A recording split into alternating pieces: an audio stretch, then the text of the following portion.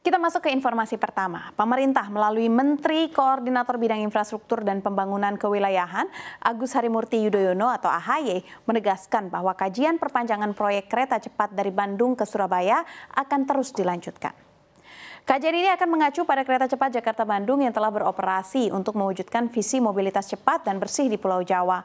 AHY menyampaikan perlu investasi yang tepat dalam melanjutkan proyek ini dengan mempelajari kelebihan dan kekurangan KCJB. Perpanjangan jalur ini diprediksi akan memberikan dampak signifikan ke berbagai sektor termasuk industri.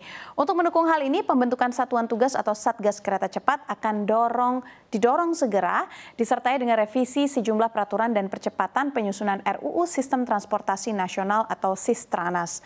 Proyek ini diharapkan menghubungkan lebih banyak daerah di Jawa serta mendorong integrasi infrastruktur nasional yang berkelanjutan.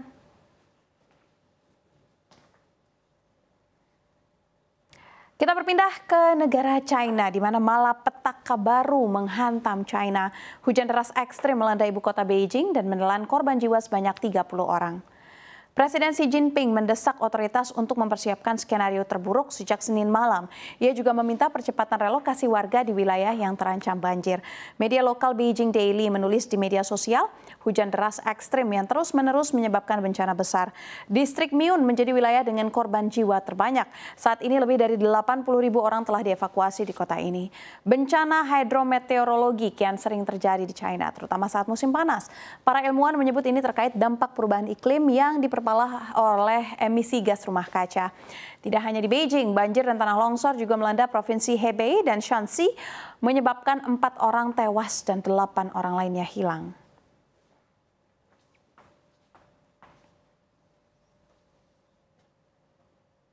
Kembali masuk lagi ke informasi dalam negeri, di mana Presiden Prabowo Subianto menerima kunjungan Perdana Menteri Malaysia Anwar Ibrahim di Istana Merdeka pada Selasa pagi.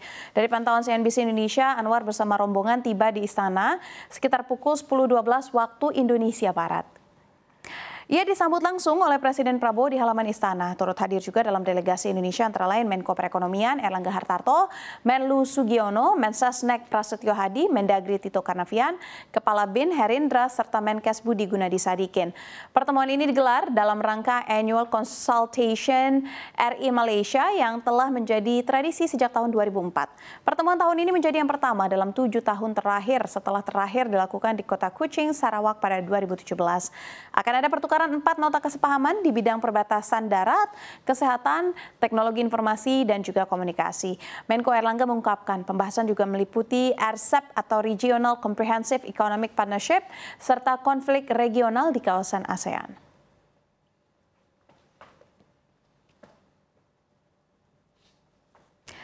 Dan satu lagi dari berita mancanegara, Presiden Rusia Vladimir Putin dan Perdana Menteri Israel Benjamin Netanyahu melakukan pembicaraan telepon untuk membahas dinamika konflik di Timur Tengah.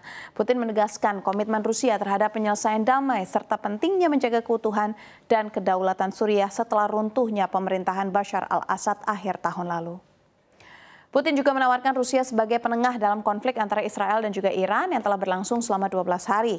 Rusia merupakan salah satu negara pertama yang menghubungi kedua pihak dan telah mengusulkan kerangka kompromi demi meredakan ketegangan. Isu Suriah juga menjadi sorotan utama di mana Israel memperluas kehadirannya di luar daratan tinggi Golan dan melancarkan serangan udara ke Damaskus. Alasannya untuk melindungi komunitas Druze di wilayah selatan.